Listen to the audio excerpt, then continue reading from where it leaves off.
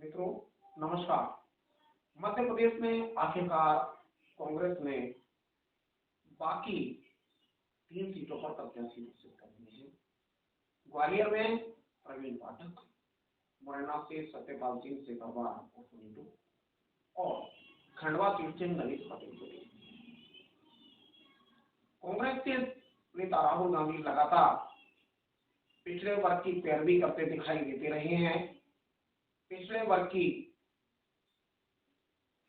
जनगणना के आंकड़ों के हिसाब से उनकी हिस्सेदारी लेने की बात करते रहे हैं, लेकिन ग्वालियर चंबल संभाग की 4 सीटों में से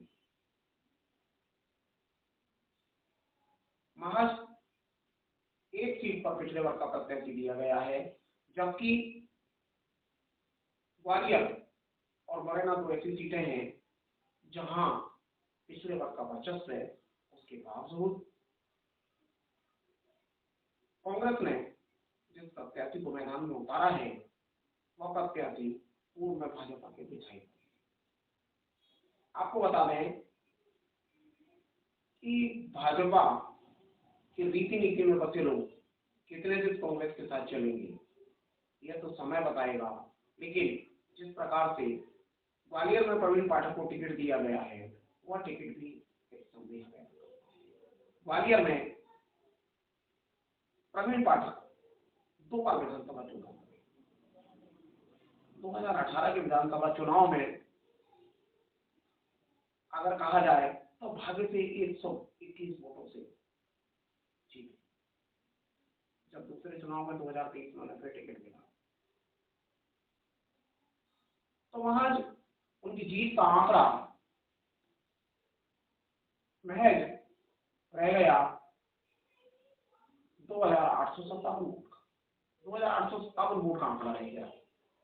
और ऐसे प्रत्याशी को अगर टिकट मिला है क्योंकि ग्वालियर लोकसभा क्षेत्र में 8 विधानसभा क्षेत्र आते हैं, जिसमें 2 विधानसभा क्षेत्र शिवपुरी के हैं, जिन्हें हम पोहरी और करेला के नाम से जानते हैं।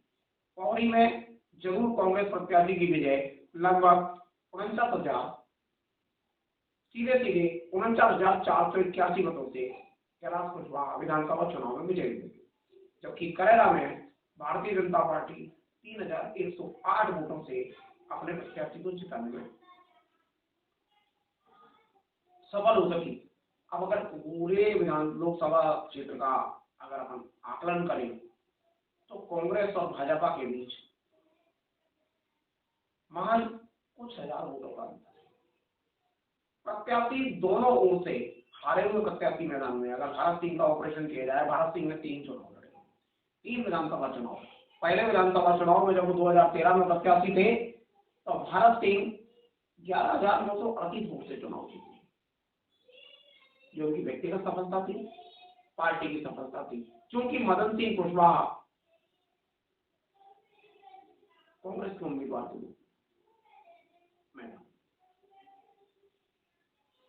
दो कुशवाहा, तब जीत का आंकड़ा 11,938 वोट था। लेकिन जैसे ही दूसरे चुनाव 2018 में आए तो बमुश्किल भारत सिंह कुशवाहा 1,517 वोट से ही जीत हासिल कर सके। ऐसे में यह नहीं माना जा सकता कि भारत सिंह कुशवाहा पूरी तरह से मजबूत है, क्योंकि उनका स्तर लगातार नीचे गिरा है। 11,938 वोट से जीत का आंकड़ा 1,517 रह गया। मतलब उनकी जीत का अगर परसेंटेज में आ जाए तो बहुत मुश्किल 12 से 14% रह गए। अगर 11,938 को 100 माने और अगर 1,517 को उससे आकलन करें तो 12% वोट ही उन्हें जीत दिला, मतलब जीत के अंतर की स्थिति है। और जब तीसरा चुनाव हुआ 2023 का तो वो 3,282 वोट से चुनाव हार गए। ये भारत सिंह कुशवाहा की स्थिति। कांग्रेस के प्रवीण पाठक की भी चुनाव की पोजीशन दोनों चुनावों के सामने है। जिस प्रकार से दोनों ओर से जो प्रत्याशी आए हैं, ग्वालियर का मतदाता बड़े असमंजस में है कि दोनों बड़ी पार्टियों ने हारे हुए लोगों पर दांव क्यों लगा। इसी प्रकार तीसरी राष्ट्रीय पार्टी बहुजन इंतजार खत्म हुआ चंबल संभाग की दोनों सीटों पर और खंडवा सीट पर आज प्रत्याशी घोषित कर दिए गए हैं। पार्टी ने बड़ी मेहनत की है, अति सूक्ष्म परीक्षण माइक्रो परीक्षण करके टिकट दिए हैं और ऐसे प्रत्याशियों को दिए हैं जो न केवल खुद जीतेंगे बल्कि दो दो चार चार सीटें और जिताएंगे। मैं नहीं समझता उन्होंने उन्हें ऊपर वालों को या उन्हें इनको टिकट मिला है, शायद कांग्रेस कार्यकर्ताओं की आवश्यकता नहीं है। जो प्रत्याशी आए हैं वो जीतने वाले प्रत्याशी हैं, बिना किसी के सहयोग के जीतेंगे। पर मैं चंबल की जिम्मेवारियों को वापस लेकर मैं कहीं दूसरी जगह जाने के लिए मैंने जीतू पटवारी जी से कहा है कि मुझे कहीं और लगा दो। अब यहाँ तो जीतने वाले प्रत्याशी हैं ही, यहाँ कार्यकर्ताओं की ज़रूरत नहीं है, दूसरी जगह कार्यकर्ताओं की आवश्यकता है। जिस दिन पार्टी के नेता पार्टी कार्यकर्ताओं से पूछ के निर्णय लेने लगेंगे उस दिन कांग्रेस में जान आ जाएगी, कांग्रेस सुधर जाएगी और बीजेपी से मुकाबला करने के लायक हो जाएगी, सक्षम बन जाएगी और अच्छा परिणाम देने की स्थिति में आ जाएगी। अभी क्या ये दुर्भाग्य है कांग्रेस का कि कांग्रेस नेता ऊपर से निर्णय लेते हैं, कांग्रेस कार्यकर्ताओं को पूछते भी नहीं है, कांग्रेस कार्यकर्ताओं को उपयोग करते हैं। अब कैसा उपयोग करते हैं ये शब्द मैं कहना नहीं चाहूँगा। कार्यकर्ताओं की आवश्यकता है कि नहीं है मुझे नहीं पता। तीसरी राष्ट्रीय पार्टी बहुजन समाज पार्टी के प्रत्याशी की भी सुगबुगाहट लगातार सुनाई दे रही है। आगामी एक दो दिनों में उनका प्रत्याशी भी हमारे साइड सामने होगा।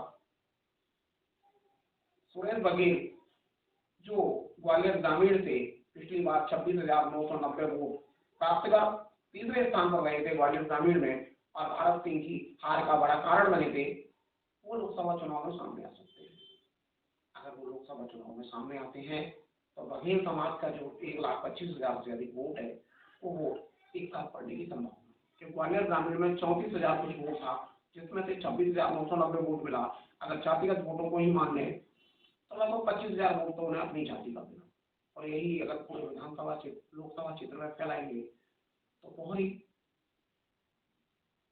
में बघेल वोटों की संख्या कम है, लेकिन करेगा में बड़ी संख्या में बघेल समाज के ग्वालियर ग्रामीण में बघेल समाज के लोग हैं। ग्वालियर की पूर्व सीट पर कांग्रेस के जहां विधायक है वहां भी बघेल समाज के बघेल समाज के मतदाता बड़ी संख्या में है। ग्वालियर दक्षिण में भी बघेल समाज के मतदाताओं की संख्या 15,000 से ऊपर है। ऐसे कुल मिला के बघेल समाज का आंकड़ा 1,25,000 के आसपास चल रहा है। अगर तीसरा प्रत्याशी मैदान में आता है तो भले ही उसे एक जाति का वोट मिले, लेकिन वह तीसरा कौन तो बनाएगा नहीं बनाएगा। और अगर बहुजन समाज पार्टी की नेत्री मायावती उनके प्रचार अभियान में आती है तो बड़ी संख्या में जो जाटव समाज के मतदाता हैं उनका टर्नआउट निश्चित बसपा के प्रत्याशी की ओर होगा। ये बात है सुरेश बघेल की। एक प्रत्याशी और लगातार सामने सुगबुगाहट दिखाई दे रही है, केदार कंसाना जो ग्वालियर ग्रामीण से कांग्रेस से टिकट मांग रहे थे, फिर उन्होंने विधानसभा चुनाव में बसपा से टिकट लेने की भरपूर कोशिश की। इस चुनाव में कोई भी गुर्जर प्रत्याशी ग्वालियर चंबल संभाग में नहीं है। ऐसे में केदार कंसाना बसपा से ग्वालियर में उम्मीदवार हो सकते हैं। अभी यह केवल सुगबुगाहट है, ये सच भी हो सकता है और अगर ये सच साबित हुआ तो ग्रामीण क्षेत्र में भारत सिंह की मुश्किलें बढ़ेंगी। शहरी क्षेत्र में भारत सिंह की पकड़ नहीं है और ग्रामीण क्षेत्र में प्रवीण पाठक की पकड़ है। अगर जातिगत आंकड़ों पर देखा जाए तो प्रवीण पाठक की अपेक्षा भारत सिंह कुशवाहा 3 लाख से अधिक कुशवाहा मतदाताओं की दम पर एक मजबूत प्रत्याशी नजर आते हैं। दूसरी ओर भाजपा का वोट बैंक बघेल और रावत समाज एकजाई वोट करता रहा है।